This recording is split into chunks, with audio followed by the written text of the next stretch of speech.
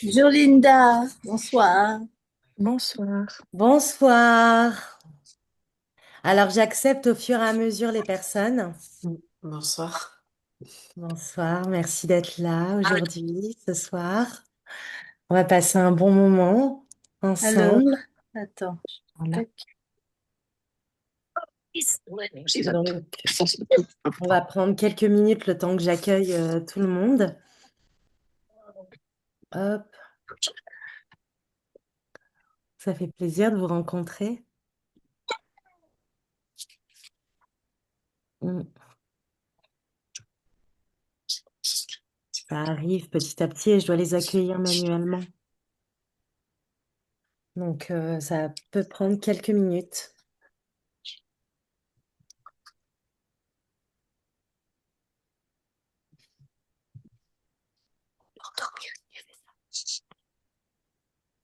Alors, pour celles qui sont déjà là et ceux qui sont déjà là, je ne sais pas s'il y a des hommes. J'ai pas l'impression. Après, il y a des noms qui sont mixtes, donc je sais pas. Mais en tout cas, hola, hola, bienvenue Bonjour. avec nous. Alors, en tout cas, préparez de quoi noter, de quoi boire, des stylos, des feutres, de quoi pouvoir traverser ensemble ces 90 minutes, cette heure et demie. Je continue d'accueillir au fur et à mesure les personnes qui se connectent.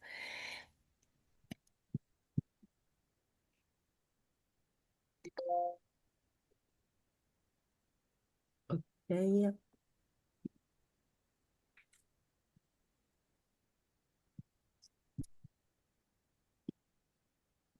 trop bien. Il y a beaucoup de femmes ce soir. Approuvez. Hop, on va attendre peut-être. Bonjour, bonjour tout le monde. Coucou Blandine. C'est ce que tu fais toi. Allez, allez, petit. Je vais mettre le son. Hop. Comme je disais, pour les personnes qui viennent d'arriver, on attend quelques minutes parce qu'il faut que j'accueille les gens manuellement. Et comme ça, après, on est tranquille. Après, ouais, je pourrais faire admettre tout. Au pire, bon, on va attendre quand même 2 3 minutes. On n'est pas tous synchro sur l'heure. Bonsoir. Bonsoir Edwige. Bonsoir. Comme je disais, on accueille. Je me laisse encore 3 minutes. Et puis après, en cas, ben, je verrai de toute façon que ça apparaît sur la liste d'attente et j'accueillerai. Alors, pour des soucis de confort pour nous tous et toutes, c'est peut-être de mettre son micro en silencieux. Bien sûr, si vous souhaitez partager avec moi, prendre la parole ou quoi, vous n'hésitez pas. Déjà, vous pouvez le dire sur le chat. Et après, je serais ravie de vous laisser la parole pour qu'on puisse ben, avoir un partage plus vivant, plus humain, avec grand plaisir. Qui a déjà fait un atelier avec moi en ligne où je présentais peut-être également mes formations ou un atelier que j'ai pu donner qui était pas forcément offert, personne, que des nouvelles. J'adore, c'est super.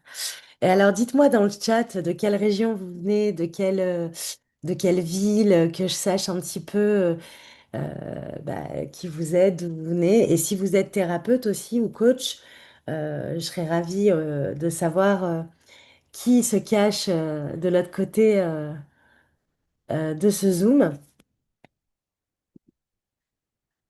Alors, on a Loire-Atlantique, dans le sud, des Landes, infirmière en psychiatrie. Intéressant. Niort, kinésiologue. Ah bah super. Bretagne, Seine-et-Marne, réflexologie, Touraine, Fribourg, Suisse. Et est-ce que vous avez déjà fait de la psychogénéalogie? Est-ce que vous avez déjà été en lien avec un psychogénéalogiste? Laurence, psychogénéalogiste en devenir. D'accord. Euh, et est-ce que vous l'avez déjà fait pour vous-même ou est-ce que vous avez déjà consulté ou bien fait une retraite ou un atelier autour de la psychogénéalogie?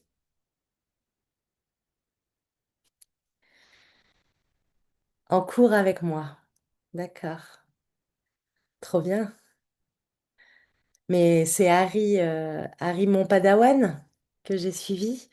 Je suis la formation de Dominique Jacob. D'accord. Et jamais de psychogénéalogie. Ok. D'accord. Et aujourd'hui, vous cherchez ouais, formation en analyse transactionnelle, constellation familiale et autres. Ok. Oui, donc vous êtes quand même déjà bah, dans Ariane. Ah, c'est toi, Ariane. Et oui, il est marqué Harry. Oui, oui, Ariane, trop bien. Ouais, ouais, on l'a vu en séance ensemble. En cours de formation avec Dominique Jacob aussi. Ok. Et donc, vous êtes en quête, je suppose, d'outils complémentaires ou d'informations complémentaires suite à ce que vous avez vécu ou vous êtes plutôt bah, curieuse de voir un petit peu mon approche pour voir un petit peu comment moi je fonctionne et tout est juste, il n'y a vraiment aucun souci là-dessus. J'aime bien, moi, créer de l'humain à travers ces ateliers en ligne.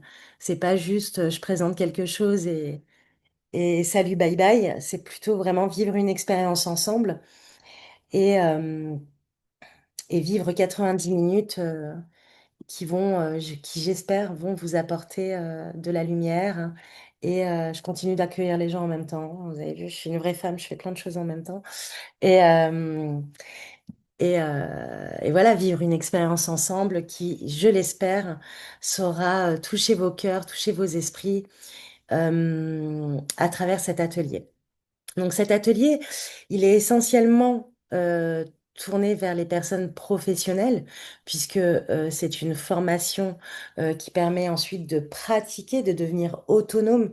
C'est une formation qui permet vraiment d'être en immersion et d'avoir des outils concrets pour, euh, pour ensuite se développer en tant que praticien. Mais bien sûr, si vous êtes des individuels, des personnes qui souhaitent juste bah, apprendre, voir ce que c'est la psychogénéalogie, vous êtes bien sûr les bienvenus. Donc, pendant 90 minutes, ben, forcément, je vais me présenter à vous. Je vais vous donner mes clés essentielles en transgénérationnel que j'utilise dans mes anamnèses et qui me permettent bah, d'analyser un petit peu où se trouve le patient, où est sa place, quelles sont les dates qui résonnent avec lui. Si vous me suivez sur les réseaux sociaux, je partage énormément de contenu sur mes différentes approches. Et on va également, bah, je vais également vous présenter ce que moi je propose. Et pour celles qui le souhaitent, aller plus loin, bah, on pourra s'appeler à l'issue de tout ça, avec grand plaisir. Euh, donc, je vais vous... est-ce que déjà vous avez des questions? Je continue d'admettre des gens par rapport à ce que je viens de vous dire. Ou c'est OK?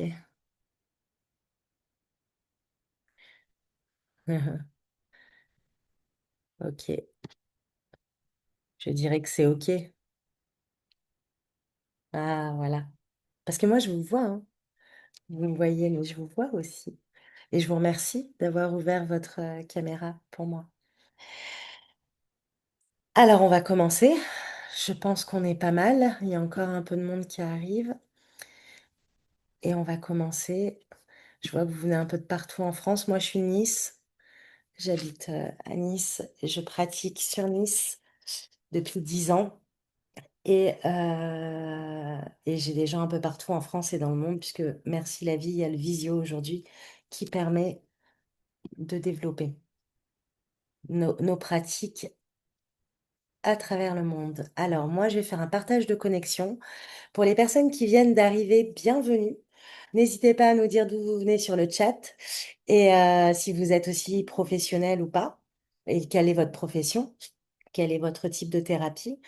Et prévoyez de l'eau et de quoi noter avec des feuilles ou un petit carnet, parce qu'on va traverser ensemble. et je vais faire un partage de connexion.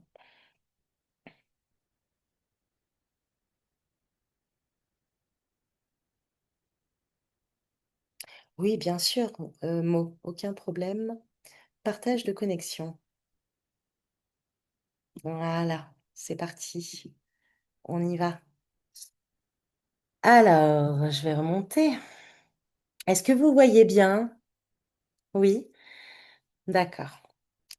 Alors, cet atelier, c'est les trois clés essentielles transgénérationnelles que j'utilise dans l'anamnèse des patients pour détecter ces loyautés transgénérationnelles. D'accord? Parce que ce qui est intéressant avec l'outil transgénérationnel, c'est qu'il y a des actes symboliques et il y a de l'écriture, il y a des choses qu'on brise, il y a des choses qu'on brûle, des choses qu'on enterre.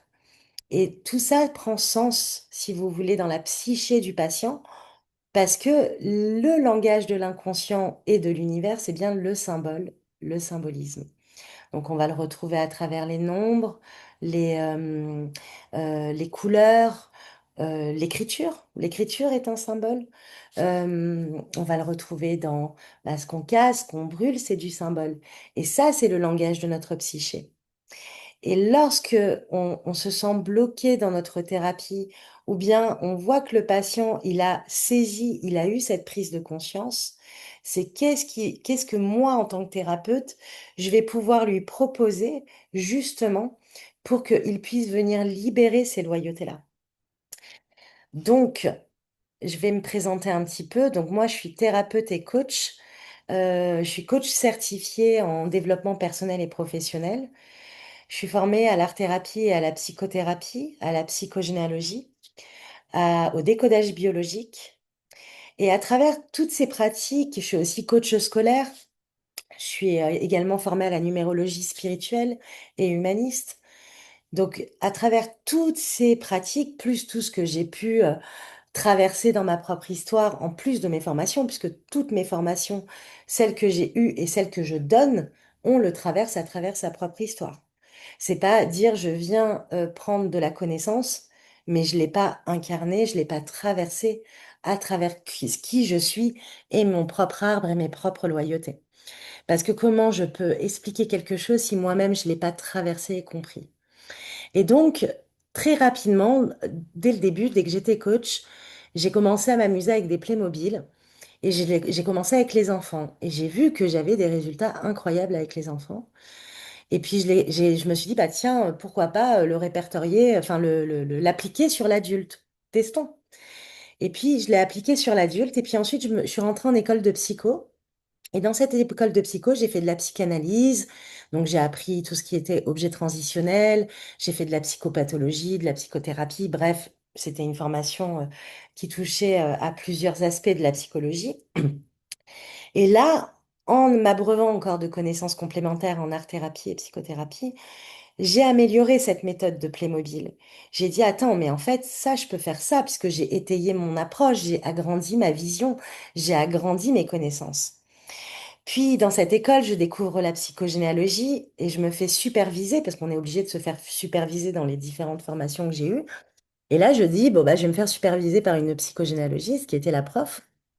Et là, révélation. Et là, je commence à travailler sur moi en psychogé et je vois les changements que j'ai vécus dans ma propre vie et dans celle de mes enfants, de mes filles. Je me suis dit, non, mais c'est pas possible, il faut absolument que j'apprenne cet outil-là. Et donc, j'ai pris ces cours avec cette professeure et je me suis formée à la psychogénéalogie où j'ai découvert le décodage biologique. Étant bien en tissant ce fil, et coach scolaire arrive entre la psychothérapie et le coach certifié, et la numérologie arrive avec la psychogénéalogie et le décodage biologique.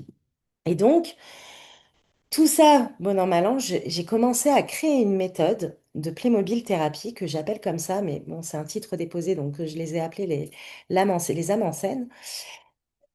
En fait, j'utilise toutes mes connaissances et c'est pour ça que je me suis rendu compte, parce que ben, finalement, cette méthode, je forme que depuis un an. Ça fait un an maintenant que je forme à cette méthode parce que beaucoup de thérapeutes m'ont demandé et de coachs que j'accompagnais en séance. Et je me suis dit, mais en fait, en partageant finalement sur les réseaux, en formant les gens, ils m'ont dit, j'ai déjà fait des constellations en cabinet. Et j'ai envie de vous dire que c'est même bien plus grand que des constellations en cabinet, parce que quand ils font de la Playmobil thérapie avec moi, et là, ils se disent, mais attends, mais en fait, rien à voir.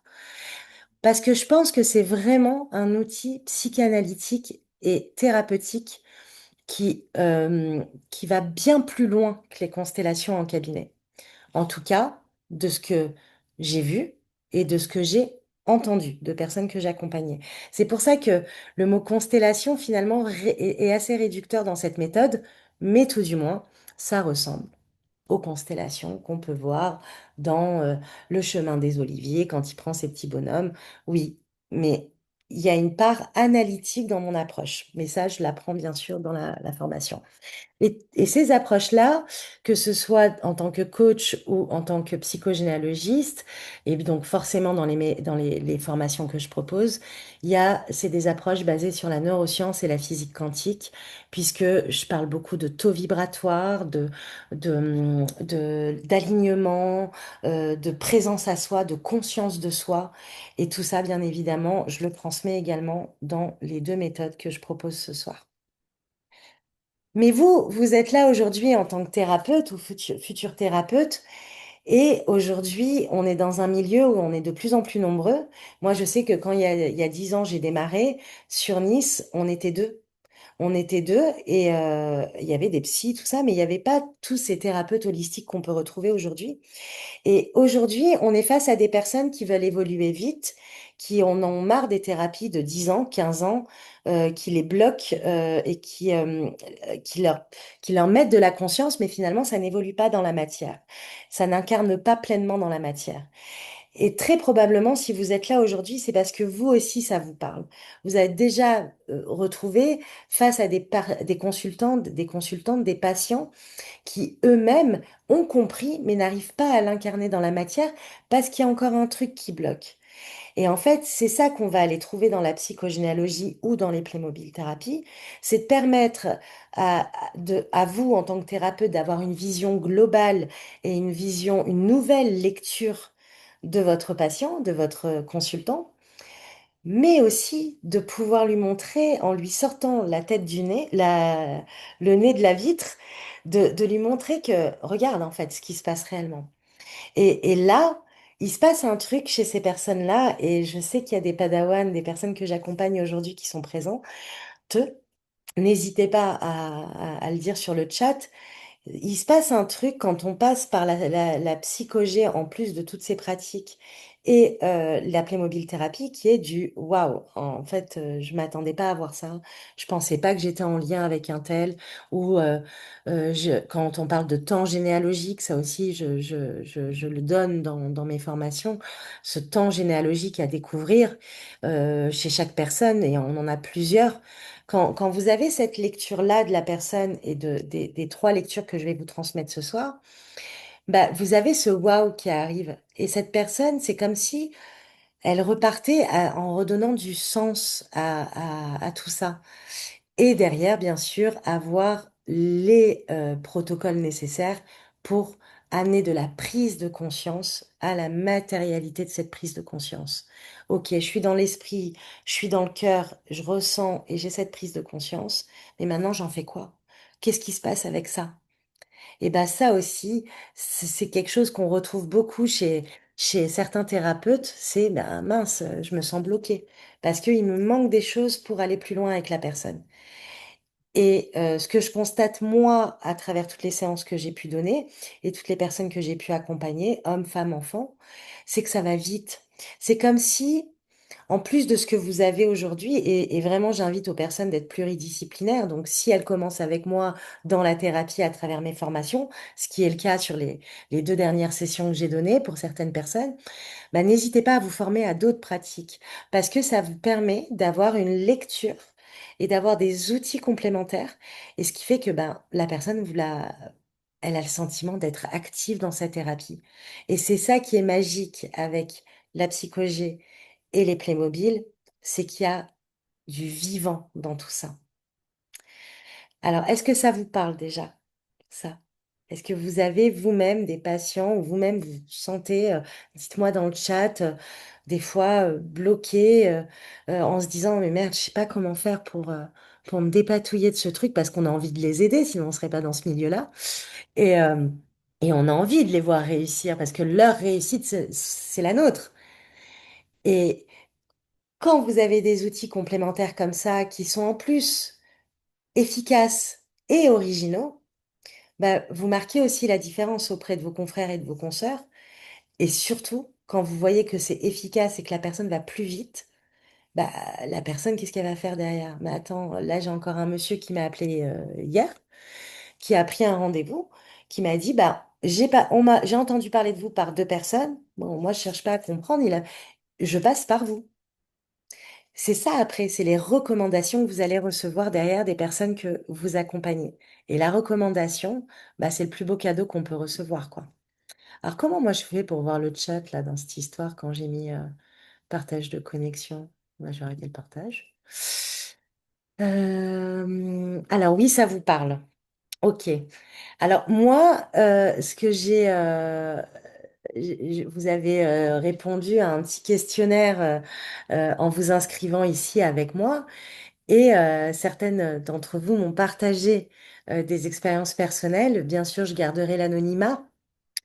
Comme bah, j'ai une patiente qui, malgré tout, le travail sur les blessures de l'âme, l'enfant intérieur, les figures parentales, les relations toxiques, sa place de femme dans son histoire transgénérationnelle, malgré tout, il y a quelque chose qui bloque. Elle n'arrive pas à faire de rencontres et elle n'arrive pas à répondre à cette aspiration profonde qui est j'ai envie d'avoir une relation amoureuse.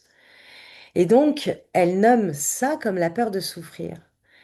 Et ce qui fait que bah, la praticienne me dit, je sais le repérer, je sais l'analyser, mais alors qu'est-ce que je fais avec ça? Et ça, je l'entends beaucoup, énormément. Donc, est-ce que tout ça ça vous parle et également, euh, est-ce que vous êtes prête à stepper aussi? Parce que c'est ça aussi. C'est là aujourd'hui, je passe d'un niveau A à un niveau C dans ma thérapie parce que j'ai des choses concrètes à transmettre. Aujourd'hui, la parole ne suffit plus. Moi, je sais que je suis beaucoup dans le symbolisme, dans l'acte, dans l'art-thérapie, dans le vivant. Pourquoi? Parce que je vois que ça marche. Je vois que la personne, quand elle part, elle peut être chamboulée parce qu'on a travaillé l'ombre ou des loyautés invisibles. Mais quand je la revois en séance 2 semaines, 3 semaines, un mois après, elle me dit, mais le jour et la nuit. Elle me fait, elle me dit, alors je sais pas ce que tu as fait, mais le jour et la nuit. Mais j'ai rien fait, je t'ai mis en action surtout. Je t'ai remis au centre de ta thérapie. Et quand on rentre dans la psychogé, on, on va chercher plus loin que le conditionnement familial, que ce qu'on a reçu enfant. Parce que aujourd'hui, euh, les gens en ont assez de raconter leur histoire et de répéter les mêmes choses. Et j'ai vu un psy, et j'ai vu ci. Attention, je ne mets aucun jugement de valeur là-dedans. Mais même les psys aujourd'hui, psychologues classiques, se forment à des pratiques thérapeutiques et même à la psychogé parce que c'est essentiel dans l'approche de son consultant. Et quand on arrive à lire l'histoire comme ça, bah, on comprend que bah, ce dernier maillon qui est notre consultant ou notre consultante, bah, c'est une chaîne entière qui se trouve derrière, invisible, inconsciente, et par le dessin, par l'écriture, par la sculpture, par le fait de brûler, d'enterrer, et tout ça, bien évidemment, on l'aborde dans la formation, par tous ces actes symboliques, bah, on remet la personne présente à sa thérapie. Je prends également l'énergétique. L'énergétique, c'est super. Moi, je vais voir des énergéticiens ou des magnétiseurs régulièrement parce que, en effet, on a plusieurs corps, hein. On a un corps physique, un corps mental, un corps. Bon, je passe. On n'est pas là pour parler de ça, mais on est sur une thérapie qui peut être passive. C'est-à-dire que la personne, elle vient, on met les mains dessus et on va fermer les yeux, on va faire des prières. Enfin, moi, je suis pas énergéticienne, mais comme j'en ai fait beaucoup en tant que consultante, et j'ai des amis aussi là-dedans, je vois un petit peu comment ça se passe. Ok, ça fait super du bien, mais ça suffit pas. J'ai besoin de mettre du sens. Mon mental, il en a besoin. Mon corps en a besoin. Parce que mon corps et mon mental, c'est la matérialité. Et donc, tant que ça prend pas sens, et par cette lecture-là, et il y en a plein d'autres, des lectures, hein. Il y a la réflexologie, j'ai vu qu'il y avait des réflexologues et tout. Et ben, ça vient vous donner un coup de boost à votre thérapie. Ça vient donner une lecture au consultant qui est... ah, attendez, il y a encore du monde qui arrive, je suis désolée. Tac, tac, voilà, hop, tac. Je sais plus où j'en étais, mais je sais que je radote et que je répète souvent les mêmes choses, donc veuillez m'excuser, mais voilà. Donc c'est ça, ça vient donner de la consistance, c'est ça que je cherchais comme mot, à la thérapie quand on a une thérapie dite plus passive pour la personne. Alors ce soir, on va voir trois lectures concrètes pour que déjà vous puissiez comprendre quelques bases. On va aller voir les dates, donc qui vont faire apparaître des syndromes comme celui d'anniversaire, du gisant, ou des deuils non résolus, ou et donc des loyautés invisibles que ben, je voyais pas avant et que je vais voir aujourd'hui. Et également la place occupée. Donc la place occupée que j'ai dans mon clan, que j'ai dans ma fratrie, et elle est en lien avec qui, avec quoi et comment. Est-ce que vous avez des questions? Ah voilà, je peux la... Alors. Tac, tac, tac, Pour avoir des séances, Linda est une thérapeute très sensible. Oh, merci. Intuitive et généreuse avec une approche assez unique, voire artistique et créative. Merci beaucoup, Sophie. Oui, je parle par expérience. J'ai fait une thérapie psychologie transgénérationnelle en parallèle, mais deux séances avec Linda. J'ai avancé plus rapidement et efficacement. Merci beaucoup, Ariane. Donc, vous voyez, là, vous avez des personnes qui témoignent que ces outils-là, en plus hein, de tout ce que je fais, hein, attention, sont vraiment, pour ma part et de ma propre expérience et de ce que j'ai pu transmettre, que ce soit en formation ou en séance, essentiels pour accompagner la personne. Essentiel. Et en plus, ce qui est intéressant, c'est que moi, j'allie toutes mes pratiques. C'est-à-dire que vous allez avoir de l'art-thérapie, vous allez avoir des actes symboliques, bien évidemment, et je vais surtout vous apprendre à analyser un arbre. Ça, c'est très, très important de s'entraîner à ça. Donc, la date. Comment repérer une coïncidence lors de l'anamnèse de votre patient? Donc, je vais vous demander, dans un premier temps, de noter votre date de naissance. Notez-le sur le papier. Voilà, vous avez votre date de naissance. Et à cette date de naissance s'ajoute,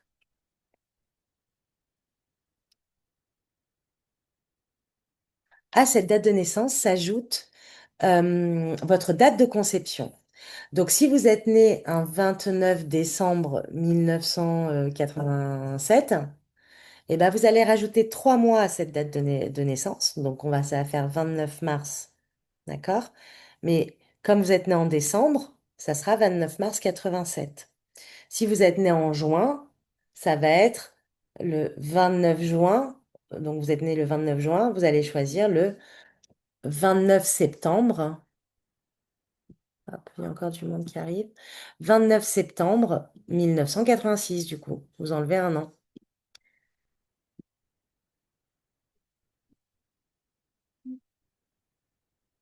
Et sur ces deux dates-là, vous allez juste voir si ça correspond à plus ou moins 2 semaines à quelqu'un dans votre clan. Ça peut être un parent, ça peut être un grand-parent, ça peut être un oncle, une tante, un frère, une sœur.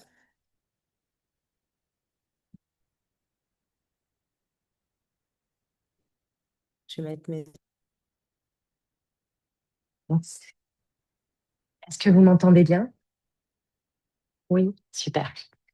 Alors, dites-moi dans le chat si déjà ça vous parle en termes de date. Est-ce que vous arrivez à retrouver si votre date de naissance ou votre date de conception correspond à quelqu'un dans votre clan? Et ça peut même être quelqu'un qui est décédé à cette date-là.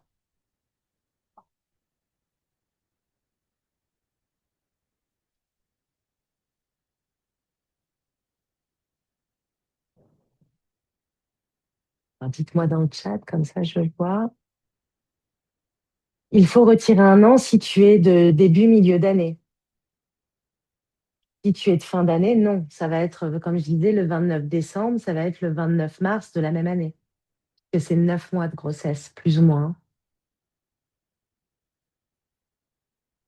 Même, alors, est-ce qu'il faut que ce soit le même jour ou le même mois? Plus ou moins 2 semaines. Donc, si par exemple, on reprend le 29 septembre, si c'est le 15 septembre, on est quand même sur un lien qui, qui vaut d'être regardé. Est-ce que ça vous lie à quelqu'un? Bah, tu te bases alors moi, je suis née, alors je lis à voix haute le chat.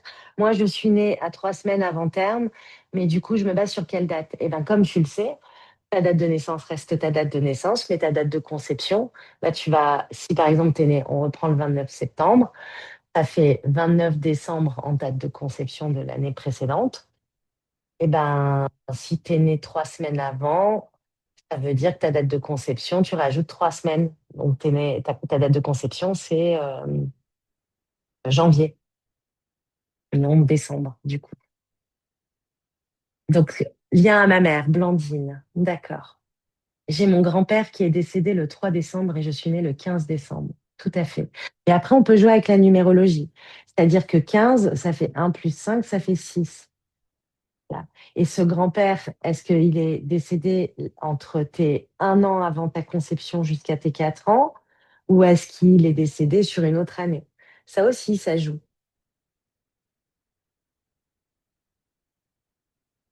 Ok, j'ai trouvé la même date de naissance que moi à 5 générations au-dessus. Et ben voilà, Catherine, 6 ans. À 6 ans. Donc d'accord, c'est après ton projet sens. Le 6-12, ok. Il y a plusieurs personnes entre la date de naissance et conception dans l'arbre. Et ben voilà. Donc là, après, on va aller voir par la suite, Béatrice, quelle est ta place dans la fratrie. En fonction de ta place, ça va nous donner encore une indication supplémentaire. Et de la fête de mon grand frère. Eh bien, toutes ces personnes avec qui vous voyez du lien, c'est des personnes très probablement avec qui vous avez des loyautés. Elles ne sont pas forcément négatives, elles peuvent être positives. Mais là, ce qui est intéressant, c'est d'aller faire une enquête familiale. C'est-à-dire que si je reprends Nicole qui me dit que sa date de naissance est en lien avec une date de décès de l'arrière-grand-mère et des deux arrière-arrière-grand-mères, alors il est intéressant d'aller chercher des informations sur leur vie, chercher et les mettre en corrélation avec sa propre vie. Et si on voit qu'il y a des blocages, il y a des répétitions de schémas, eh bien là, c'est intéressant d'aller chercher à débloquer la situation. Donc super, de ma grand-mère maternelle. Voilà, donc là, Magali, t'es l'enfant numéro 2, t'es l'enfant numéro 1, l'enfant numéro 3, parce que là, on est sur une femme qui, avec sa grand-mère maternelle, est-ce qu'on ne serait pas dans une lignée féminine qui parle? Unique, pas de fausse couche, pas d'IVG. euh, vous voyez? Et donc là, déjà, rien qu'avec la date de naissance de la personne, vous êtes déjà en train de faire des liens, parce que quand vous allez faire l'anamnèse, forcément, vous allez aller voir son enfance. Vous allez lui demander comment c'était avec ton papa et ta maman, comment ils t'ont aimé, comment ils t'ont accueilli, comment ils t'ont validé. Vous voyez? Et là, comment il s'appelle ton père? Il est né quand? Et là, vous calculez date de naissance et date de décès. Et date de conception, pardon. Et là, la personne, vous lui dites, ah bah tiens, regarde, ta date de conception, c'est la date de naissance de ton père. Moi, j'ai des gens comme ça, ils me disent même pas leur place dans la fratrie. Et Ariane, tu peux, je sais, je me rappelle très bien. Elle me dit, je sais plus, Ariane, je me rappelle pas très bien finalement, mais je me rappelle que je t'ai dit, mais non, à mon avis, il y a une fausse couche avant toi. T'es pas la seule enfant. Et elle me dit, écoute, je sais pas, je vais aller voir avec ma mère et tout. Et effectivement, ça s'est confirmé. Comment ça s'est confirmé? Par les dates de naissance et par les dates de conception. Parce que ça ne, c'était pas logique ce qu'elle me disait. Et c'est de la théorie. Donc, je lui pose la question. Elle peut me dire non, mais la plupart du temps, la personne, elle me dit, elle fait son enquête. Merci Ariane, tu confirmes. Elle fait son enquête auprès de sa famille. Et tu as le petit message derrière qui dit, purée, c'est fou, t'as raison, en fait, je suis pas la seule. Il y a bien eu une fausse couche. Donc, du coup, tu n'es pas l'enfant unique. Tu es l'enfant numéro 2, l'enfant numéro 3. Tu es le seul né, mais tu n'es pas l'unique. Et ça, rien que ça déjà, dans la psyché de la personne, il y a un truc de ah purée, je reprends ma place en fait. Et puis il y a des liens conducteurs qui vont se faire, des neurotransmetteurs qui vont se mettre en place, qui vont être OK. Donc en fait, je vais parler à ma mère de cette fausse couche. Je vais lui dire, mais alors, comment tu l'as vécu? Vous voyez. Donc si avec tes parents, tu as à peu près la même date de conception, tu dois avoir probablement la même date de naissance. Et puis le décès. Quelqu'un qui est mort à ma date de naissance ou à ma date de conception, il y a très probablement un lien. Et je vais vous parler de moi. Moi, ma première fille, elle est née le jour de la mort de mon père, 5 ans plus tard. Mais il y a soit 365 jours dans une année. Comment ma fille va naître le jour de sa mort? Parce que dans ma psyché, j'ai cristallisé un lien au père qui n'était pas réglé quand tout du moins je l'ai mise au monde. Et ma deuxième fille est née le même jour que moi, qui est la date de conception de mon père. Donc on voit bien que consciemment, moi, mon père, bon voilà, c'était pas foufou, mais ça allait. Enfin, je l'avais normalisé puisque c'était ma vie. Mais mon inconscient, lui, ça lui a pas plu. Et donc, le message du corps, de l'esprit et du clan, c'est t'as un truc à débloquer là. Et j'ai eu que 2 filles, j'ai pas eu de garçon. Donc, je n'ai pas pu procréer ce garçon. Est-ce que ça prend sens pour vous, mesdames? Les fausses couches et les avortements se répètent dans les lignes de femmes, c'est aussi une loyauté, mais complètement. Complètement. Et en plus de ça, ça crée des vides. Et souvent, c'est des enfants bah, qu'on n'a pas nommés ou qui, une tristesse qu'on a enfouie pour survivre parce qu'il y avait d'autres enfants à côté. Et, ou parce qu'on voulait un autre enfant, donc on a fait un enfant de remplacement juste derrière. Ça, c'est pareil. Quand la personne, elle apprend qu'il y a eu une fausse couche ou un IVG avant elle et que juste derrière, il y a eu sa conception, syndrome de l'enfant de remplacement. Bah super. Donc, tant que je ne sais pas ce que c'est un syndrome, donc il y a différents niveaux de conscience, tant que je ne sais pas que ça existe, comment je vais t'aider à le débloquer si je ne sais même pas ce que c'est? Si je ne sais même pas que, en fait, on pourrait porter un truc inconsciemment qui est comme le jumeau perdu, qui ne m'appartient pas, mais que je me trimballe, qui m'empêche de prendre ma place, d'exister pleinement, et où j'ai une tristesse profonde, mais j'arrive pas à l'expliquer, quoi. J'ai été conçue le 15 mars et je me suis fait avorter le 17 mars et mon père est décédé le 20 mars. Donc oui, là, il y a quand même un appel du pied, quoi. Donc, comment s'est passée ta conception? Est-ce que tu as un jumeau perdu? Vous voyez, et là, une fois qu'on voit ça, vous voyez le nombre de questions qui ressort? La personne, elle se sent écoutée. Moi, c'est souvent ce qu'on me dit à l'issue de l'anamnèse. On me dit, mais j'ai enfin l'impression d'avoir été comprise et entendue et de voir des choses que j'avais jamais vues avant. Donc ça, c'est une première chose que vous pouvez déjà utiliser dans vos anamnèses pour étayer votre pratique, étayer votre analyse. Alors, est-ce que vous avez des questions déjà par rapport à ça?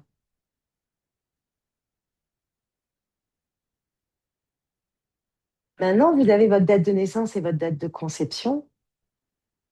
J'ai envie de dire juste, fermez les yeux.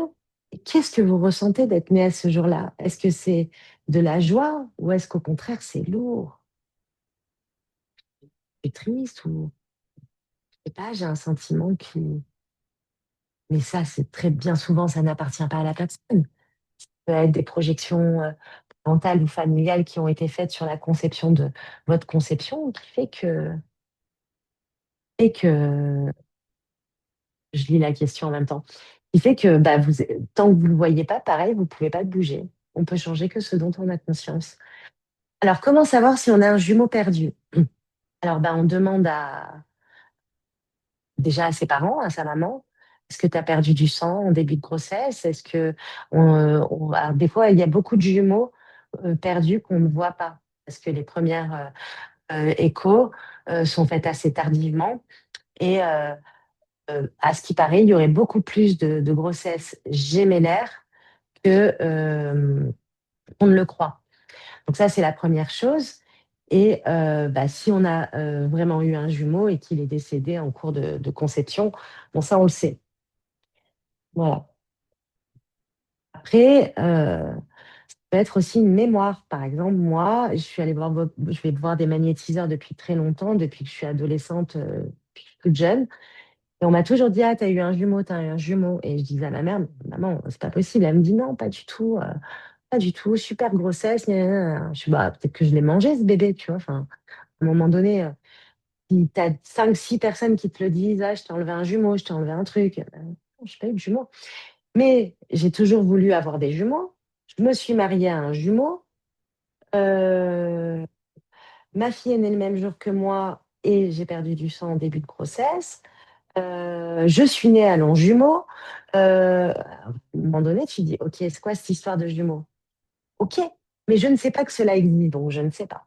J'ai un niveau de conscience qui est mon. Je rentre en psychogé, je dis, c'est pas possible, on n'arrête pas de me dire que j'ai un jumeau, mais ma mère me dit que non, moi, je sais pas, moi, elle me dit, bah, en fait, ta grand-mère maternelle, en qui je suis en lien direct, hein, puisque je porte son deuxième prénom, et sa date de conception, c'est ma date de naissance, a perdu des frères jumeaux petits de maladie dans un orphelinat.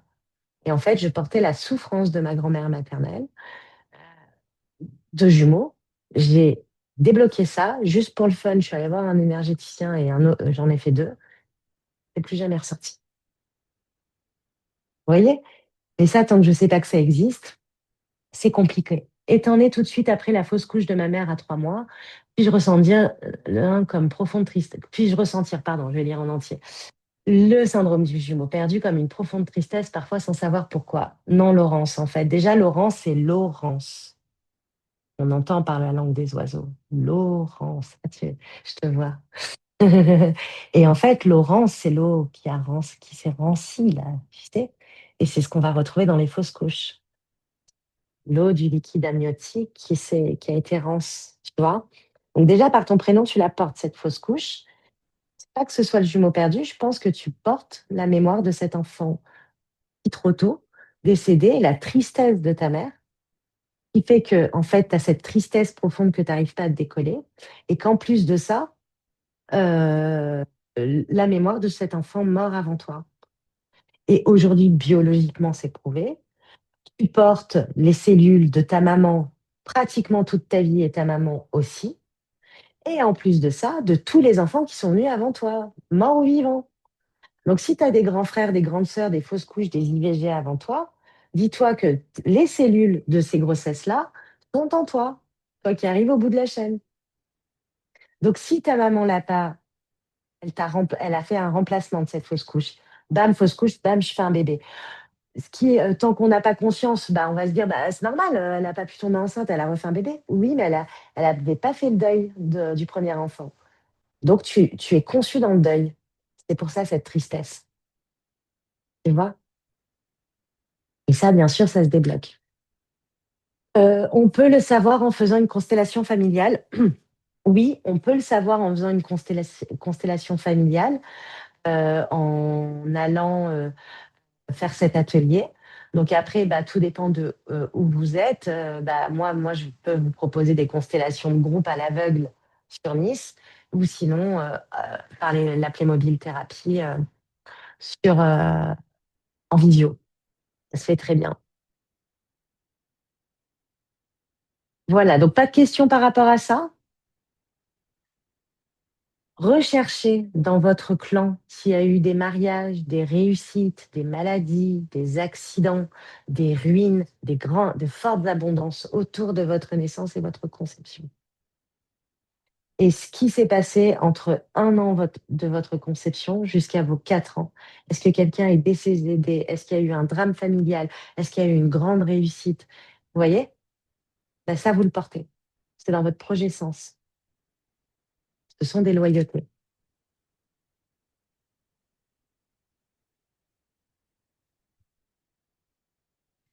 Alors, bien sûr, annoncer à la personne qu'elle a une loyauté, c'est comme si vous éclairez une lanterne qui était restée éteinte bien trop longtemps.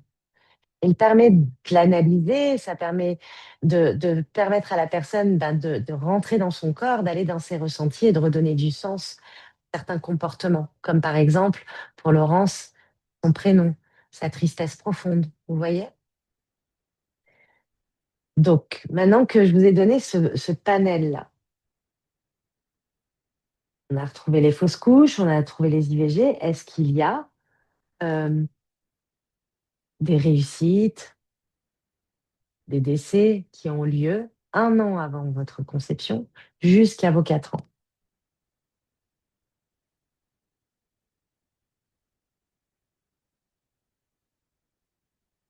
Donc, mettez votre petite date. Si vous avez été conçu un 29 décembre, un an avant votre conception, ce serait le 29 décembre de l'année précédente.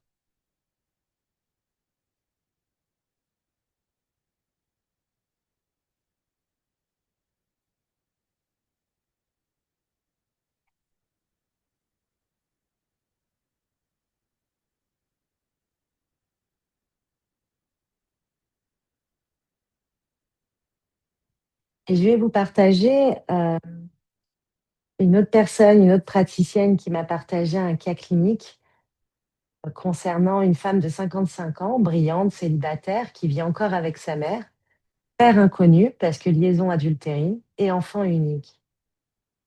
Et sa grand-mère maternelle est restée seule pendant des décennies. Une famille qui n'est faite que de femmes esselées et sur plusieurs générations avec l'absence de l'homme. Donc du coup, elle, la consultante de cette praticienne, reste fermée aux sentiments, blindée comme elle dit, et elle a un regard acide sur tout, et surtout ne veut rien changer. Le cas, c'est un cas parfait pour montrer les loyautés invisibles de la lignée féminine. On est dans une famille matriarcale où l'homme n'a pas sa place. Tant on veut que l'homme rentre, on veut le voir, mais il n'a pas sa place. Est-ce que vous, dans votre famille, maintenant que je viens de vous donner cet exemple-là, vous arrivez à remettre une de ces loyautés dites invisibles dans le viseur? N'hésitez pas à partager sur le chat. Je suis ravie de vous aider. Nicole et moi. Alors attends, pardon, Nicole. Y a-t-il une différence si on est en lien avec un décès ou une naissance d'une personne de notre arbre? Et oui, parce que si on est en lien avec un décès, on est très probablement avec le syndrome du gisant, qu'on va être très apathique, on va avoir du mal à construire sa vie, tout est fatigant. C'est des personnes qui dorment comme ça, ou comme ça, à droite, qui ont souvent froid, qui ont du mal à construire leur vie.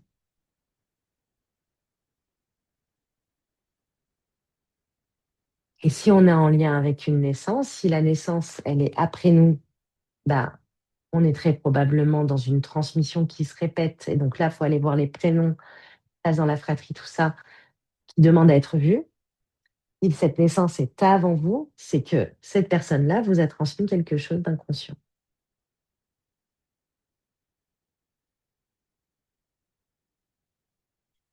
Et si un an avant notre conception, nos parents sont partis à l'étranger dans une autre culture, bah, ça, c'est bénéfique. Parce qu'il y a des loyautés, il y a des transmissions ressources aussi. Bah tiens, bah, j'adore voyager, ou ah bah tiens, j'ai toujours voulu apprendre cette langue, par exemple, ou Ça peut être aussi des loyautés ressources, et donc ça, on les garde. Avec plaisir, Nicole. Bonjour, désolée pour le retard. Et en plus, j'ai une mauvaise connexion. Ah, je suis désolée, Émilie.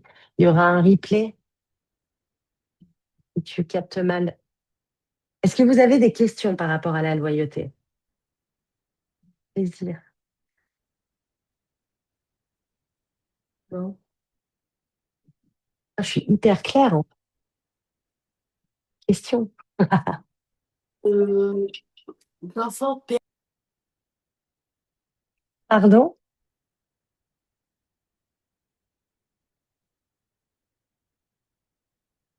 Non. Ok, mesdames. Donc, je continue. La place occupée. Comment savoir où je vais si je ne sais pas d'où je viens? Alors,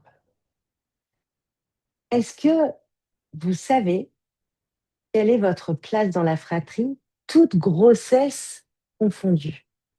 Est-ce que vous savez si votre maman ou votre papa a eu d'autres enfants avant ou d'autres grossesses, même si elles ont été malheureusement avortées avant terme?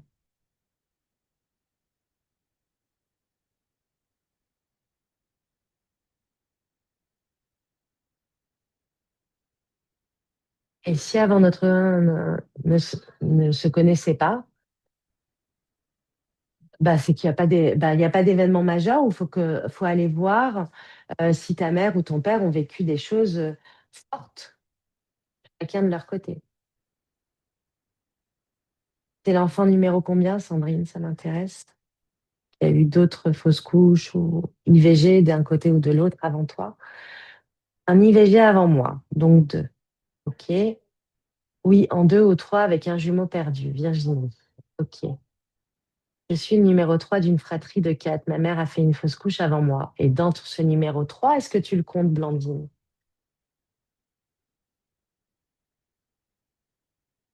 Parce que tu pourrais être 4 du coup.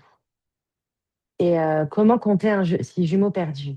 Bah, tu comptes le jumeau et toi. Ou tu comptes le jumeau et la personne. Le jumeau est parti avant, la personne est née après. Donc, ça fait un 2. Place de seconde à cause de la fausse couche de ma mère. Deux frères après et un IVG après. D'accord. Donc, tu es l'enfant de la mère, Laurence. Et ouais, tu vois, Blandine. Du coup, tu vois, tu es numéro 4. Tu n'es pas numéro 3. Donc, Blandine qui nous disait à l'instant, il y a eu une fausse couche avant moi. Je suis 3. Il y a eu une fausse couche avant moi. Ben non, en fait, t'es 4. Et 4, c'est l'enfant du père, donc dans la lignée paternelle, mais qui est enfermé dans les émotions. Donc, il y a un travail émotionnel à faire d'expression des émotions, d'expression de ressenti. Tu me dis si je me trompe, Blandine, je te vois. Tu, tu me dis oui, elle me confirme. Et qui rejoue le jeu du un et qui vient concrétiser ce que le un n'a pas fait. Donc, qui va rentrer dans la loyauté du un. Ça te parle, ça? Tu peux bien sûr partager à voix haute, ça peut être intéressant si tu le souhaites, ou sur le chat, c'est up to you. Donc, Blandine qui nous confirme carrément. Voilà. Donc, ma place dans la fratrie. L'enfant numéro un, c'est l'enfant qui porte les mémoires de la lignée paternelle. L'enfant numéro 2, c'est l'enfant qui porte les mémoires de la lignée maternelle. Et on compte toutes les grossesses. IVG, fausse couche, IMG et enfant mort à la naissance, mort-né. Donc, l'enfant numéro 2, la lignée maternelle. L'enfant numéro 3, les mémoires du couple, donc du couple parental et des relations amoureuses du clan.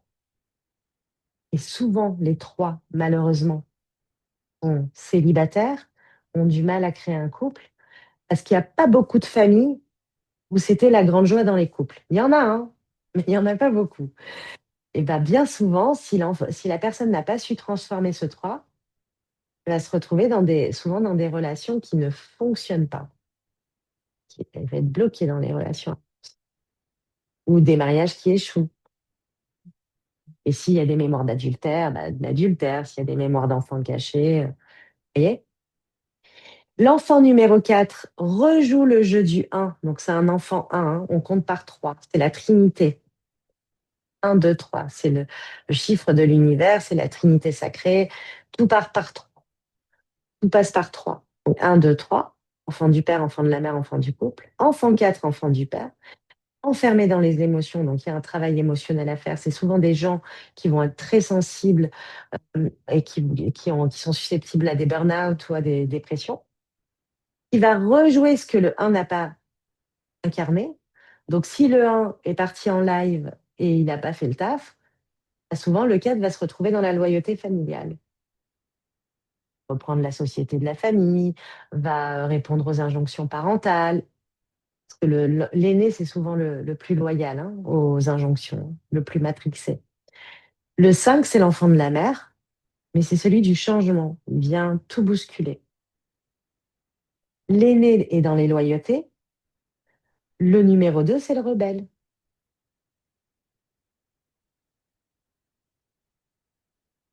Alors, je suis 2 du côté de ma mère et 3 du côté de mon père. On appelle ça les doubles cerveaux en psychogé. Ça veut dire que tu as une double mémoire. Donc, du côté de ta mère, tu es dans la mémoire de la lignée maternelle et du côté du père, tu portes les mémoires des relations amoureuses dans la lignée paternelle. Donc, de tes parents, de tes grands-parents paternels, de tes arrière-grands-parents paternels. Et on monte, on va voir leur histoire. Comment expliquer dans la famille que mon aîné porte la lignée maternelle et le second celle du père? Non, c'est l'inverse. Le... C'est ça, c'est l'analyse que je viens de donner. Le un porte les mémoires de la lignée paternelle et le 2 de maternelle. C'est l'inverse. Donc ma place, c'est aussi mon prénom. Blandine. Sur quoi on doit mettre de la blancheur? Qu'est-ce qui a été abîmé, sali? Donc là, quand j'ai cette analyse-là, cette grille de lecture-là, bah, je vais aller me dire, mais est-ce qu'il y a eu des abus sexuels, des incestes, des enfants morts en bas âge qui n'ont pas été endeuillés, pas nommés? Parce qu'à l'époque, on ne les nommait pas, ces pauvres enfants. On les prenait, le médecin, il était en fosse commune ou je ne sais quoi, et des fois même c'est pire. Et voilà, la mère essayait d'oublier, et allez, on avance, quoi. Parce que bah, il y a peut-être 3 enfants devant et il y en aura des autres derrière, il faut tenir bon. L'essentiel, ce qu'il faut savoir en psychogé, c'est pas l'événement qui compte. C'est l'histoire que je me suis racontée autour de cet événement. Beaucoup de femmes ont vécu des IVG ou des enfants morts en bas âge. Mais peu ont traversé le deuil et l'ont libéré. Beaucoup l'ont gardé. Des fois, c'est des enfants qu'on n'a plus le droit de nommer. Ou bien elle a perdu son papa. Et on n'a plus le droit de se séparer de son papa depuis qu'il est mort. Bon, bah, d'accord. Donc on en fait un tabou, un secret. Ah, mais c'est trop dur. Bah, c'est qu'il y a quelque chose à régler. Et si cette personne meurt avec ce ah, c'est trop dur, ça va cristalliser et ça va se transmettre. Et ça, je vais y venir après avec l'épigénétique. Maintenant, votre prénom. Alors, l'atelier que j'avais donné il y a quelques mois était autour du prénom. J'avais envie de changer aujourd'hui et puis de toute façon, cet exercice, vous le retrouvez dans la formation. Euh, Votre prénom. Je vais vous demander de fermer les yeux, s'il vous plaît. Et vraiment, pourquoi fermer les yeux? Parce qu'on lâche l'ego quand on ferme les yeux. On n'est pas là en train d'analyser, en train de mettre de l'ego. Juste, on ferme les yeux, on va respirer profondément 3, 4 fois. Connectant, inspirez par le nez, expirez par la bouche. Connectez-vous à cette intériorité en vous, ce souffle de vie. Et vous allez vous répéter calmement, comme pour faire vibrer toutes vos cellules, votre prénom.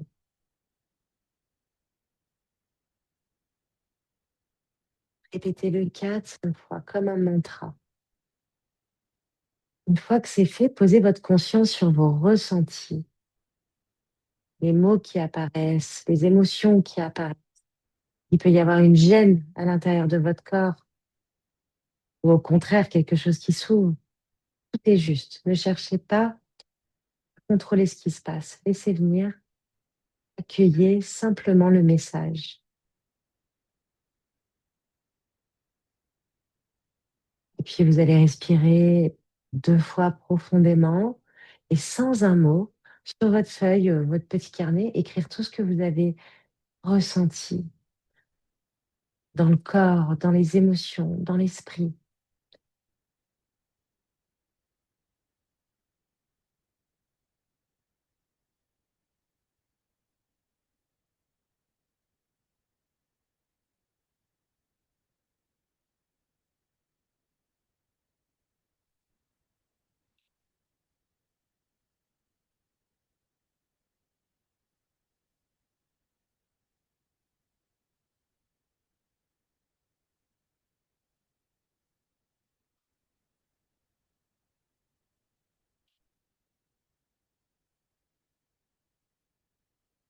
Que vous aimez votre prénom. Dites-moi oui ou non dans le chat un petit peu. Et les émotions que vous avez ressenties en vous le répétant comme un mantra. Est-ce que, alors quand on a, Sandrine, quand on a un jumeau perdu, le temps que vous écrivez, je vais répondre à cette question. Comment savoir si on est 2 ou 3, car j'ai une grande sœur avant moi? Si tu as un jumeau perdu, t'es 3. Que le jumeau est parti avant toi. Donc il y a la grande sœur, le jumeau et toi. Et quand on n'a pas de jumeaux perdus et qu'on a des vrais jumeaux, le premier né, c'est le deuxième, puisque les enfants tombent dans le ventre. Et le deuxième né, c'est le premier, c'est l'aîné.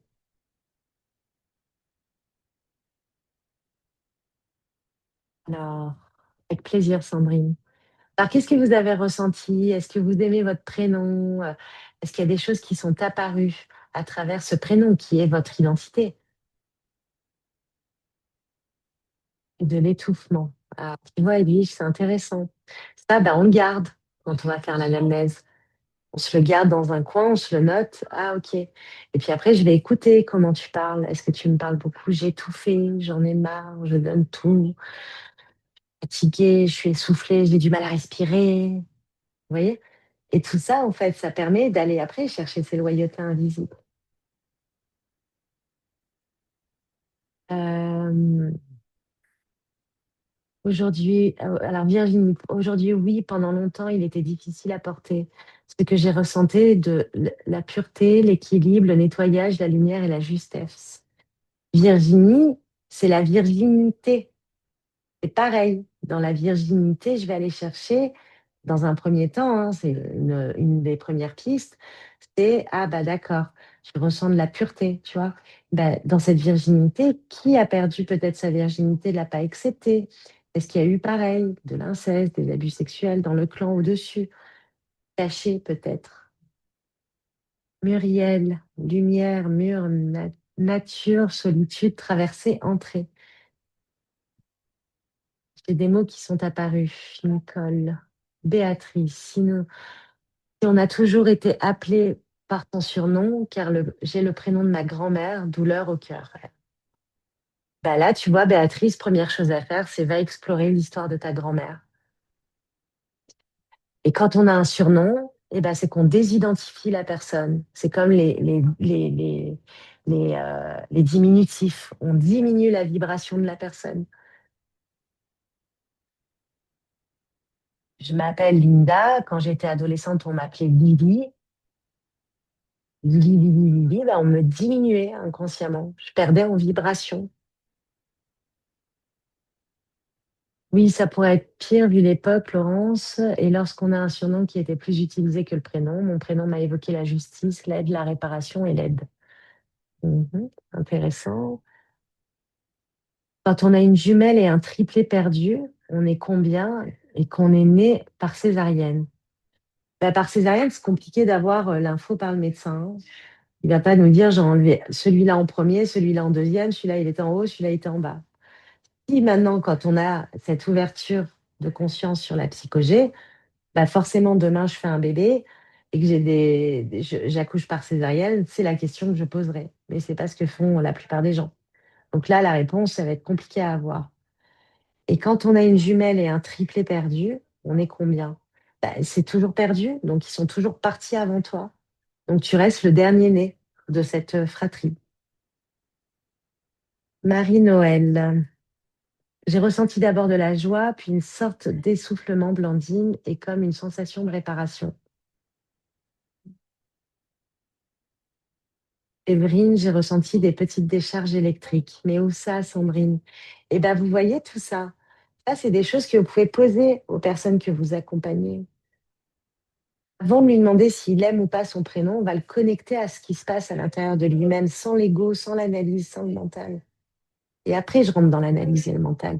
Après, je vais chercher mon bouquin et je lui fais une analyse des prénoms transgénérationnels. Vous voyez? D'abord, on se connecte au ressenti. On a tout en nous. Tout existe. Marie-Noël, alors les deux prénoms, quand il y a un petit tiret, c'est la mémoire de conflit entre deux femmes. Et si c'est Jean-Pierre, bah, c'est entre deux hommes. Donc Marie, on retrouve la Sainte Mère, la Vierge Marie, mais aussi Marie-Madeleine qui, dans l'archétype de Marie-Madeleine, est cette femme tentatrice. Donc on a la sainte et la tentatrice dans le Marie. C'est l'acronyme du mot aimer aussi, Marie. Donc on parle d'amour.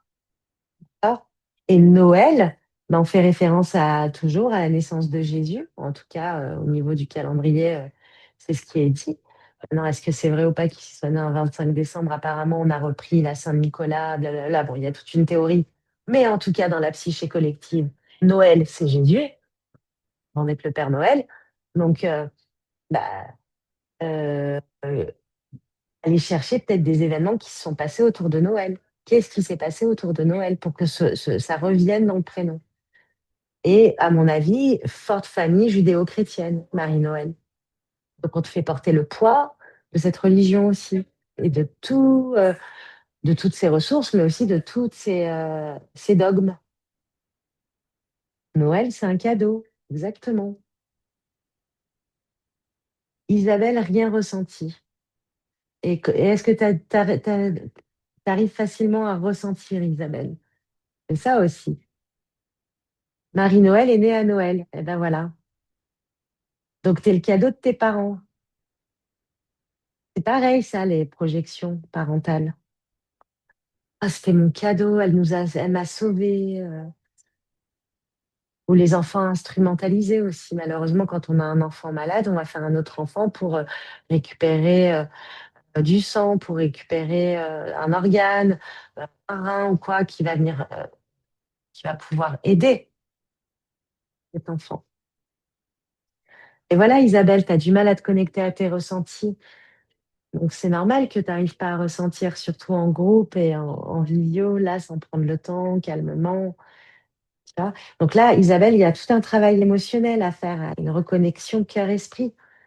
Parce qu'on a trop longtemps découpé l'humain. L'humain, il a trop pensé avec sa tête, il n'a pas assez de pensée avec ses émotions pour ensuite l'incarner dans le corps et dans la biologie. Est-ce que vous avez des questions? Non? Vous avez retrouvé votre place dans la fratrie. Vous avez vu votre prénom, ce qui vous faisait ressentir et les messages qui venaient à travers ça. Vous avez vu des loyautés que vous portiez. Et on a fait la clé. Vous avez vu des dates qui sont en lien.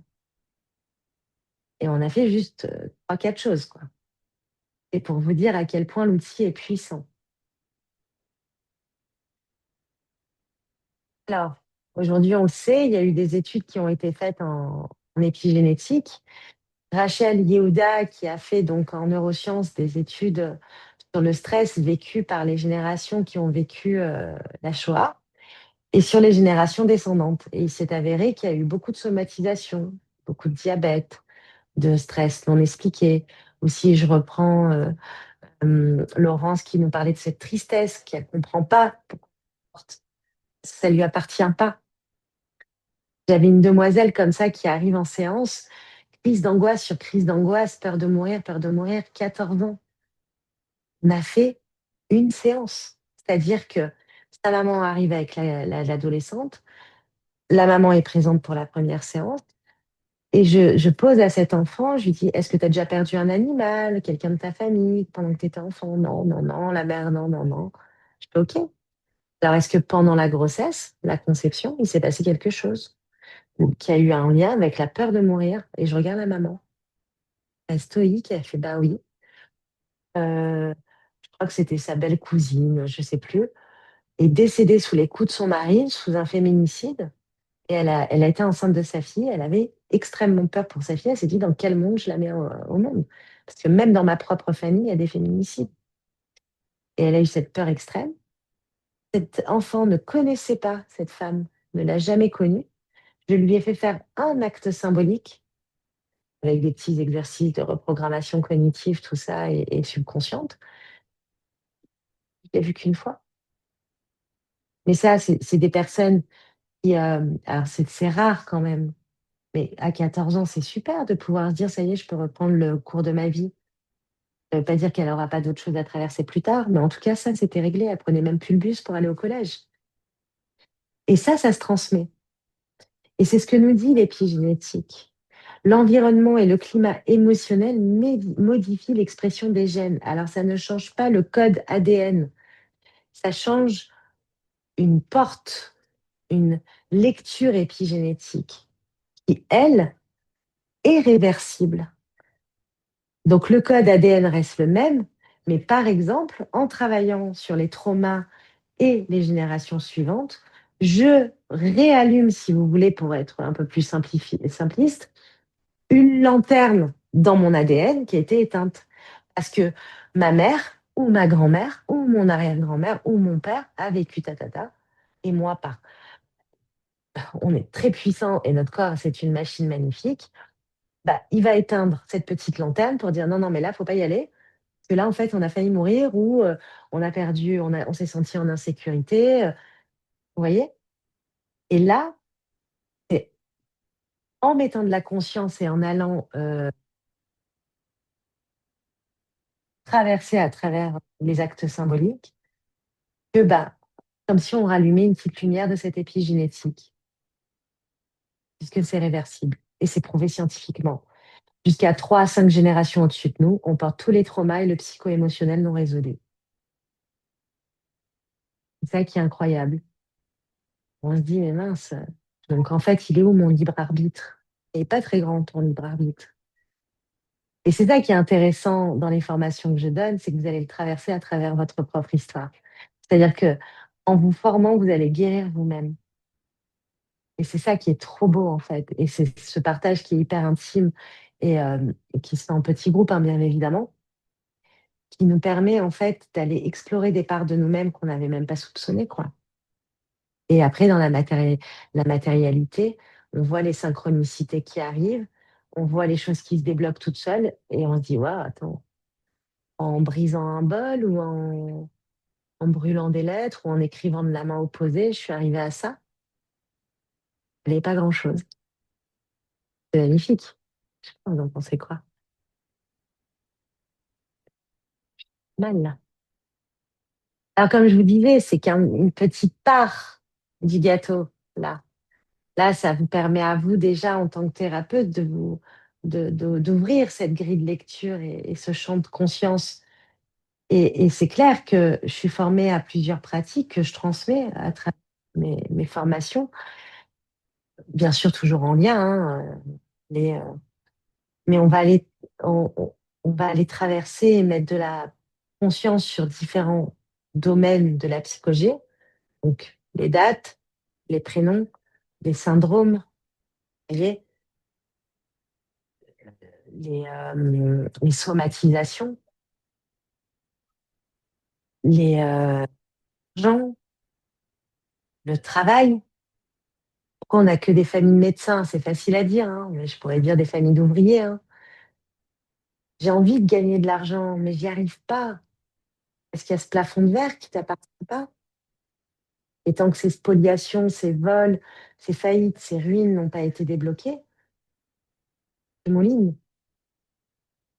Parce que c'est comme si notre clan nous choisit pour ça et nous avons choisi ça également. On était programmés pour le débloquer. Mais en effet, tu peux ne pas le débloquer et continuer ta vie comme ça. Ou bien, et si je reprenais un petit peu plus de pouvoir personnel?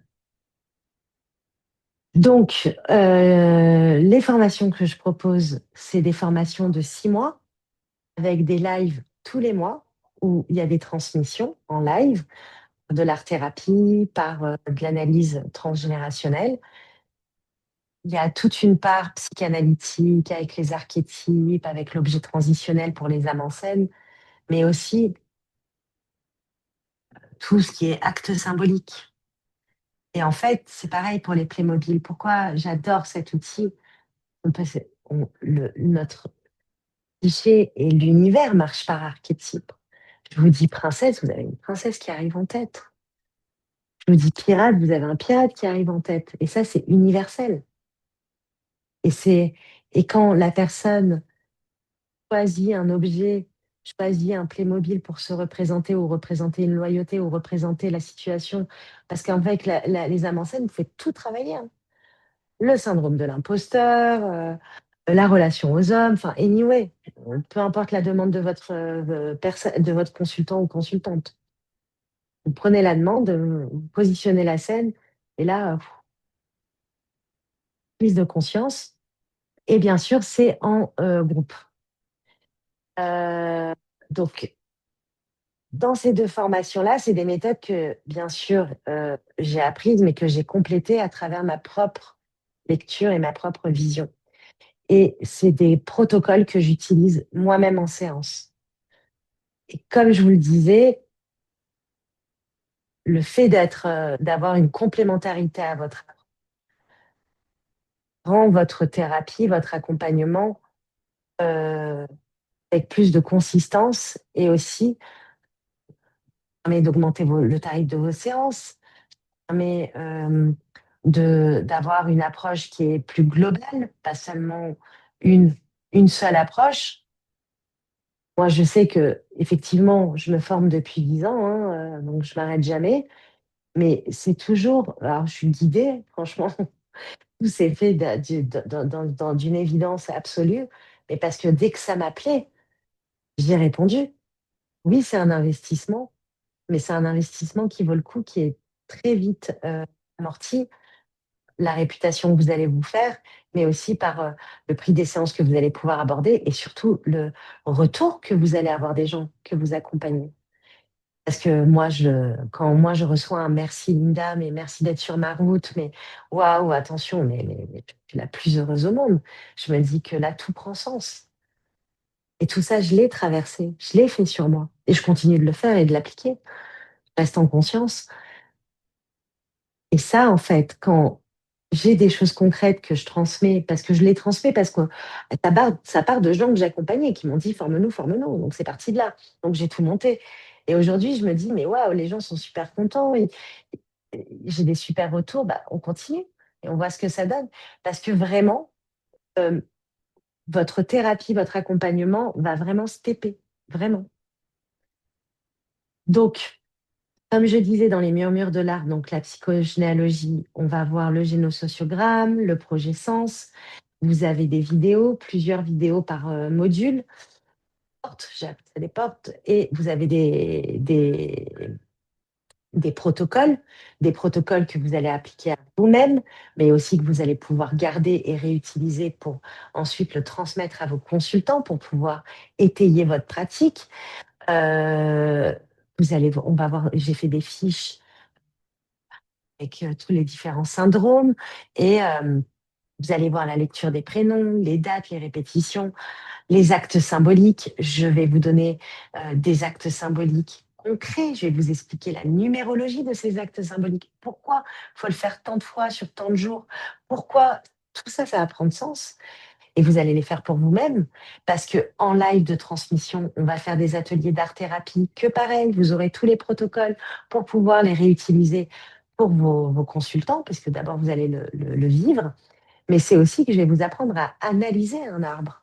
C'est pas juste je t'envoie la sauce et puis en avant Guingamp. Non, c'est on va prendre vos arbres, on va les analyser.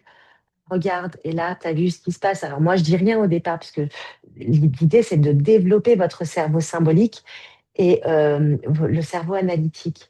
Donc forcément, au début, avec toutes les transmissions que je vais donner, petit à petit, vous allez vous imprégner de ça. Et puis, moi, à la fin de la première analyse du premier arbre, ah ben non, tu vois, là, regarde, vous avez oublié ça, il y a ça. Donc, à force de travailler ensemble en groupe, parce qu'on sait que l'énergie du groupe est très puissante, bah ouais, tiens, parce que il n'y a pas chez moi, je peux le voir chez ma copine ou qui, elle, vit ça dans son clan. Eh ben, il n'y a pas de hasard, puisque on sait très bien qu'il n'y a pas de hasard, qu'on est tous en miroir. Ça veut dire que demain, en consultation, quand tu as quelqu'un qui arrive qui a cette problématique-là, tu te rappelleras qu'on l'avait fait. Et quoi qu'il arrive, il y a le groupe WhatsApp avec bah, toujours des partages ou s'il y a des questions, si vous êtes coincé dans une situation avec un ou une de vos consultants, vous pouvez partager sur le groupe ben, toutes les personnes qui se forment ou se sont formées, parce qu'il y a un groupe général et puis il y aura un groupe, des sous-groupes de sessions. Bah, ah ouais, bah attends, moi, tu sais, j'ai fait ça une fois, c'était trop bien, ça a marché. Et vous voyez ce qui résonne, parce que c'est le groupe qui fait grandir aussi. Et bien évidemment, la posture du praticien avec la neutralité, la vision, l'alignement. euh, on va déposer le projet. euh, le dernier live qui est en lien énormément à cette posture du praticien, vous allez voir, c'est puissant et avec un acte symbolique de manifestation pour reprogrammer le subconscient, pour pouvoir ben, accueillir cette nouvelle posture, cette nouvelle identité que vous êtes en train de vous créer avec ces formations. Ça, c'est les murmures et les âmes en scène, donc cette fameuse méthode signature où on va venir lire de manière systémique soit l'histoire familiale, mais aussi n'importe quelle problématique, hein. Moi, j'ai travaillé des, euh, des TCA, j'ai travaillé des syndromes de l'imposteur, j'ai travaillé des relations à l'argent. C'est pas forcément transgénérationnel. Mais vous pouvez l'utiliser dans le transgénérationnel. C'est ça la puissance de cet outil.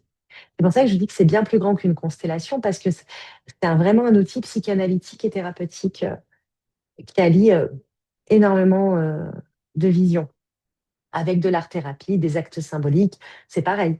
Moi, vous venez en constellation familiale avec moi, que ce soit avec les Playmobil ou avec en live, vous repartez avec des actes symboliques.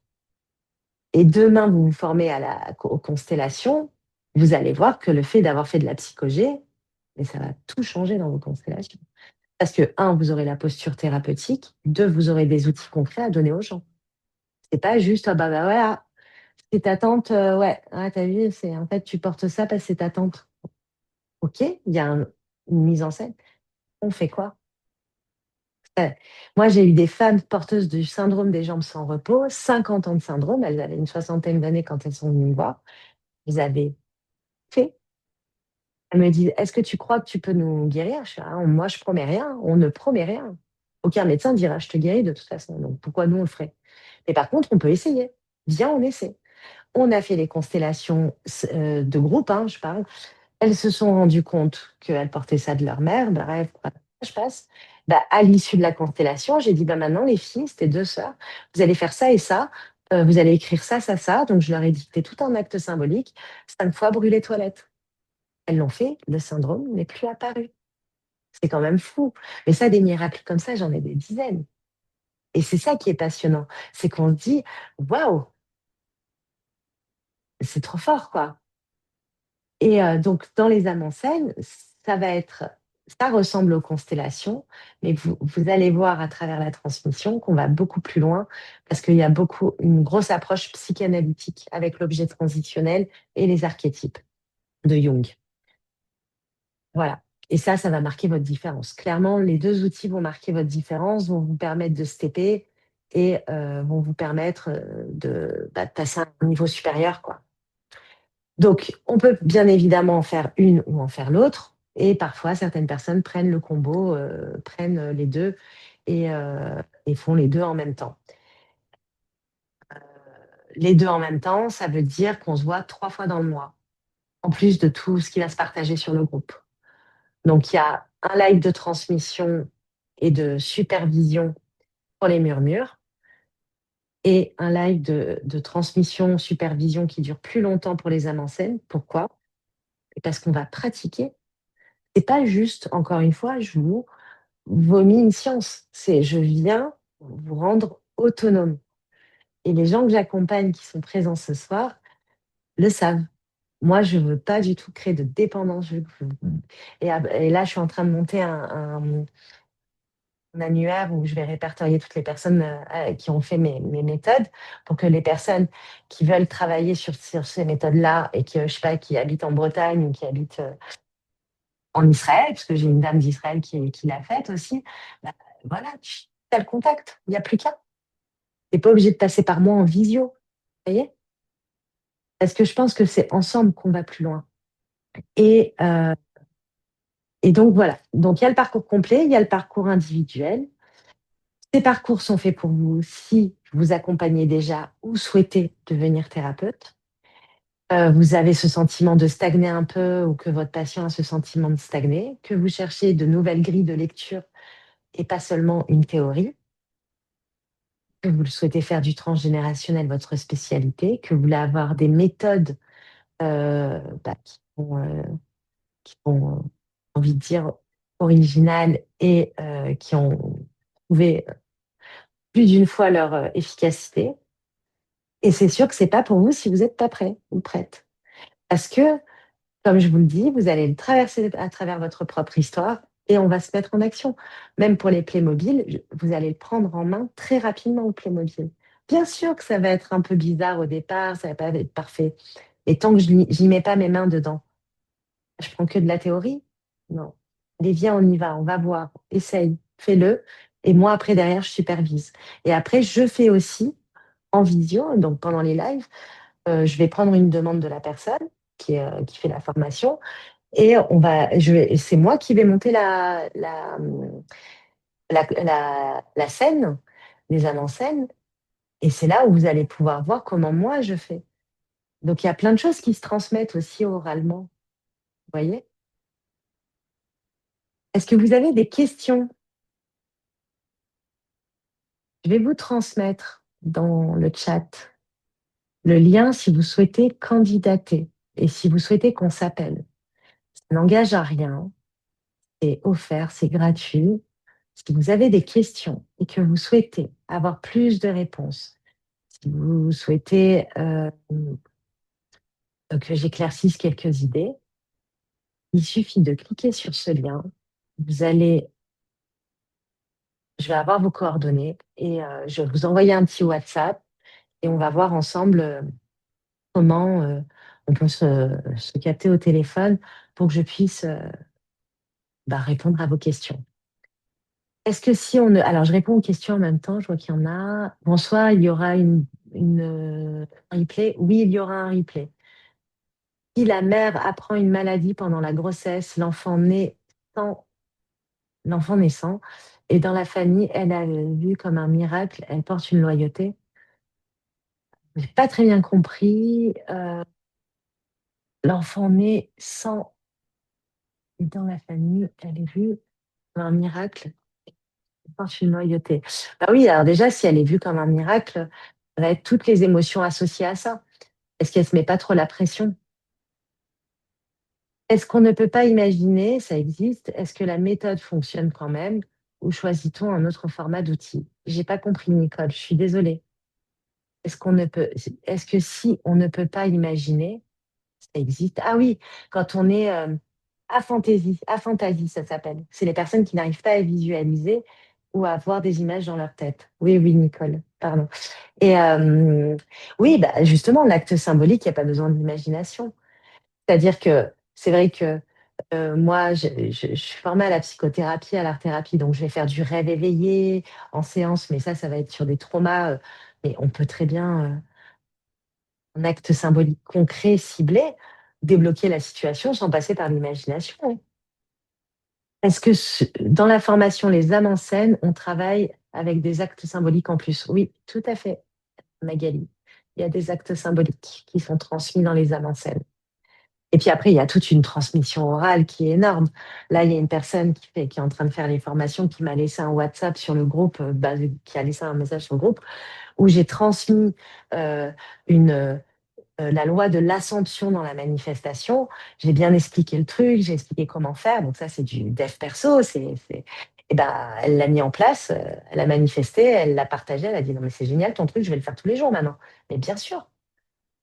Et tout ça, c'est des choses que je transmets, qui sont en plus de tout ce que, à ce qui paraît, elles sont bien, enfin, vous verrez les avis, hein, elles sont bien riches, mes formations, mais il y a tout ce qui se passe aussi au niveau oral. Donc, le lien pour prendre rendez-vous avec moi, ben, il est là. Je vais vous le remettre. Et, merci Damian, j'avais mis le bon apparemment. Ah. Euh, on peut s'appeler, c'est bienveillant. Il y a différentes possibilités, soit les murmures, soit les âmes en scène, soit le package. Et l'idée, c'est de devenir praticien et praticienne. Voilà. C'est de venir traverser ça ensemble à travers votre propre histoire, mais pour que derrière, vous puissiez à votre tour accompagner ces personnes qui sont en quête de sens, en quête. En plus, c'est ludique, les gens adorent. On va faire un acte symbolique, on va faire un dessin, on, on va aller se connecter à ton arbre, mais d'une différente manière. Et ben, ça, les gens adorent parce que c'est pas juste ils écoutent ou machin, non, ils sont acteurs de leur thérapie. Et c'est ce que je dis, moi. Je dis que c'est une thérapie évolutive et active. Donc voilà. Est-ce que vous avez des questions? Est-ce que j'ai été claire dans tout ce que j'ai dit? Ça fait déjà 1 heure et demie. Je suis ouverte à toutes vos questions. Profitez-en. On est encore ensemble. Je vais prendre quelques minutes. Est-ce que ça vous a plu? Ou ça vous a ouvert de nouvelles...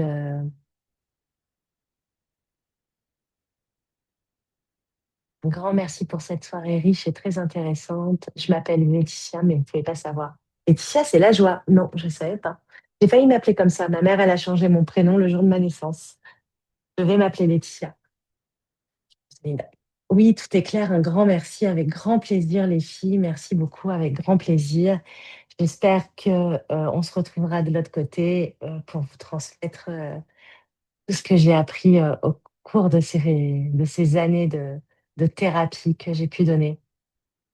C'est très intéressant. Merci, merci, merci, merci. Ça fait plaisir. Et comme je vous le dis, on a vu ça, hein. Avec grand plaisir. Merci, merci à vous. Et surtout, si vous avez des questions, vous n'hésitez pas. Vous pouvez me retrouver sur Instagram. Et après, vous pouvez déposer la candidature pour qu'on puisse s'appeler et prendre rendez-vous ensemble au téléphone et que je vous réponde à votre question. Voilà. Merci en tout cas de votre présence. Merci pour votre bienveillance. J'espère vous avoir transmis ma passion pour la thérapie.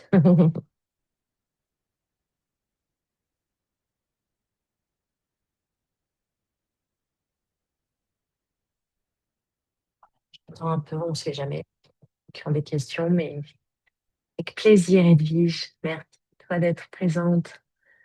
Merci, merci les filles.